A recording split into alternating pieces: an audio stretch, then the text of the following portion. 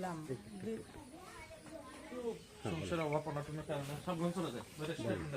দীর্ঘদিন আমি ওনার বাড়ির কাজ করতেছিলাম।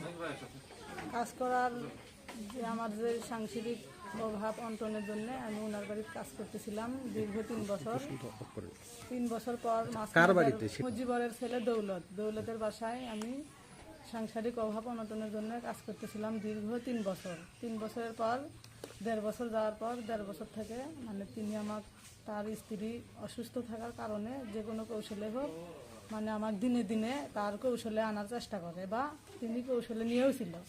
নেওয়ার পরে জমি লিখে দেওয়ার কথা মানে অনেক বিভিন্ন প্রলোভন দেখায় মানে তিনি আমার তার হাতে করে নিয়ে শারীরিক সম্পর্ক করে। এরকম কি পণ্যবলগুলো কি দেয় আপনাকে? জমি লিখে দেওয়ার কথা বলে, টাকা দেওয়ার কথা বলে, বিয়ের কথা বলছিল কি? প্রলোভন দেখায়, বিয়ের কথা বলে যে তোমার আমার বাড়িতে কাজ করাই লাগে, তুমি তোমার স্বামীর ডিভোর্স দাও, যে কোনো ইয়েতে তুমি চলে আসো, আমার বাড়িতে কাজ করে তোমার খাওয়াই লাগে, তাহলে তুমি আমার সাথে থাকো, বাকি জীবনটা কাটাও। এরকম করে বলে।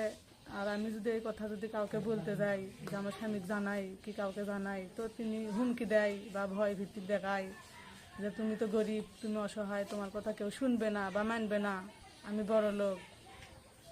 এরকম বিভিন্ন ভয় ভীতি দেখার কারণে তিনি আমাকে মানে শাসিয়ে হুমকি দিয়ে চুপিয়ে থই। এই জন্য আমি চুপেই ছিলাম। কিন্তু যে কোনো কারণে হোক দীর্ঘদিন পর আমার স্বামী জানার পর তিনি আসার পর কোনো কথা শোনেনি যে আমার কি হয়েছিল।